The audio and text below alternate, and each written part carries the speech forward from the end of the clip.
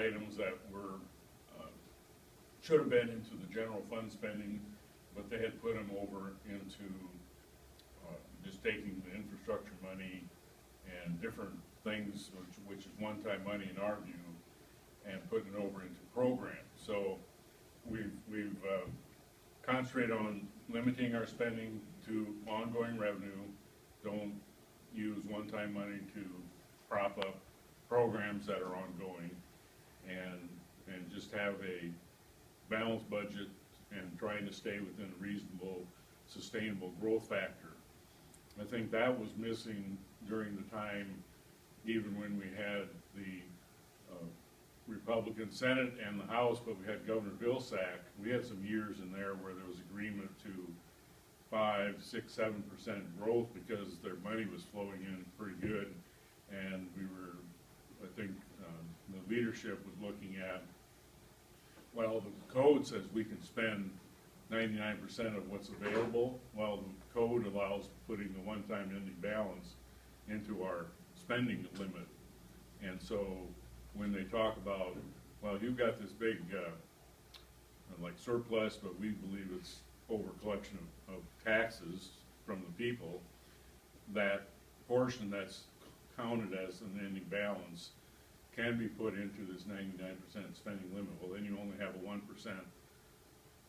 basically little slop factor as far as if you miss, if that REC three-member panel missed the estimate for the next fiscal year, you only have 1% of, if you miss that, then you're in trouble. And of course, I think even a lot of Republicans learned the lesson of, during the Culver administration, of the move that big spending thing out there, and then the schools end up with a 10% budget cut because of having to meet the revenue coming in, and can't count on that one-time money continuing to flow in and meet those programs. So that side of it, we've been on. It's still been, I would say, right at the limit of what I would consider sustainable. I would have even liked to see us get together, and Branstad had proposed, he wanted to cut the government by 15%. Well, we still had growth in the spending from the beginning when he started. We have about 1,200 less workers, I think, in the state roles, but that hasn't changed really the overall spending program, just because of Medicaid and increases to education and the bigger programs in the state. So,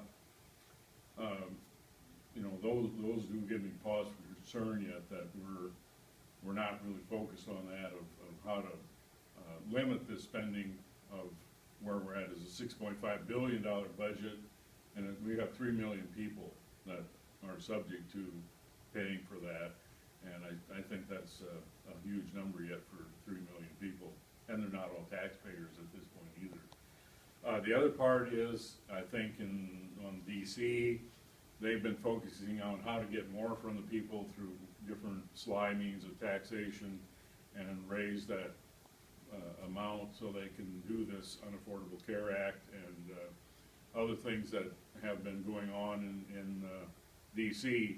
In Iowa, we did work hard over the years, and finally last year we were able to bring in effect a fairly significant property tax relief measure, which really affects, I think, all classes, the ag, the residential, as well as the business and industry, which it was focused on.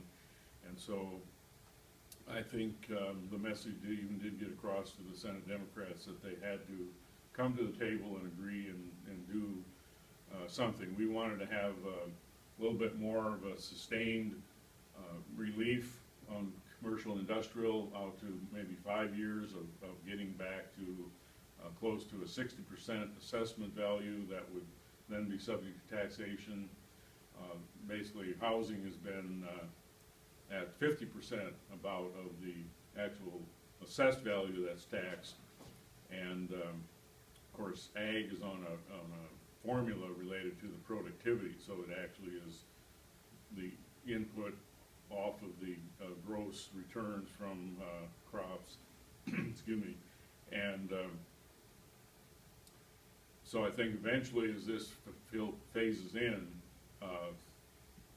the taxation should somewhat settle down at about a 60% valuation, and that will be subject to the taxes and by local government. So even the nursing homes and assisted living and some of those places that now are being charged with commercial, which was taxed at 100%, it's going to take a while, but in 10 years they will be taxed just like the home residences as well. So that'll be a benefit to those facilities.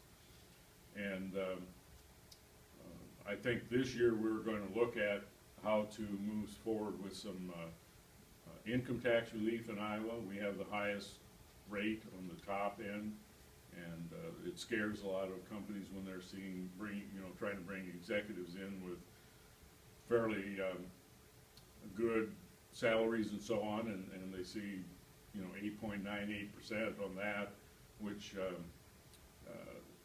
when you take into account some of the deductions and all that are possible for folks, maybe it doesn't hit them quite like that, but that is the top end. So I do think we need to work on that, and we're going to make a real effort. So as far as anything related to social issues, gun rights, some of those controversial things, we're almost like DC right here in Iowa. We can't get agreement for the most part from Senator Groundstal and his 25 others, making up that Democrat majority in the Senate. And so those types of things have kind of been on hold for the most part, and that's where we need to work on some things within Iowa to get that fact that we have a majority of Republicans in the House, and try to get that as well as the Senate to get that done. But the Washington D.C., they've got the president and maybe I should say Dingy Harry, they're combined into that solid length there, and they're overriding a lot of things that the Republicans want to do in the House. So it is a bit of a tougher road for that for Congressman Boehner as leader there in the House. So any questions about Iowa other than that? I mean, I kind of... One thing that I just recently heard, Iowa does get a lot of bad press for our tax policy and different things like that. And we do have the highest corporate income tax in the country, things like that. We have, you mentioned, top marginal rates on personal income tax. There is a slight caveat though within that, because we do still have full federal deductibility here in Iowa. So that makes it a little bit better, but especially up here in the northwest corner of the state, you guys feel the effects of tax policy a lot, because just across the border, you've got South Dakota and Nebraska that have put in place a tax code that that makes it very difficult for companies to justify staying in Iowa. They can move 20, 30 miles over the border and see their costs as far as taxes have go down that far. I mean, you guys really feel the pinch of that over here, and so that's certainly I think something that the state needs to continue to address and move towards. On the budgeting side, we've seen a tremendous tremendous improvement. I think when Culver left office, we were sitting right around $1 trillion in deficit, and because of a number of different factors, not the least of which is the leadership. Billion. Oh, I'm sorry. Trillion, yeah, $1 billion deficit. Yeah, print the money. Yeah, print it here. $1 billion deficit. Yeah, and in really like a very short time period, with solid leadership and good budgeting practices in the House and leadership on the governor's part, we're sitting nearly a $1 billion surplus after 2 years. So that's, I think that's a tremendous success. But certainly we have to make sure that we don't think that the game is over now. And Right. I think this year there will be a real push for that. We still have this ending balance, or a big pot of cash sitting there. Yeah. And we haven't had agreement on how to get it back to the taxpayers, other than I think a $54 refund on your tax forms when you file, for next time around. But, and that's just a small piece of that. So there will be more effort to use that money and I would say, not stay with just one-time money as Right. well. And we did some good things on taking some of that last time on one-time expenditures.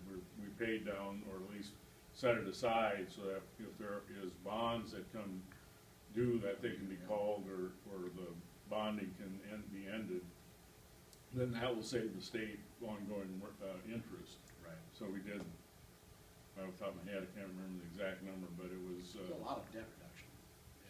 about, I think it was 160 million, 190 million, something like that altogether, of some bonds that are out there, long-term bonds.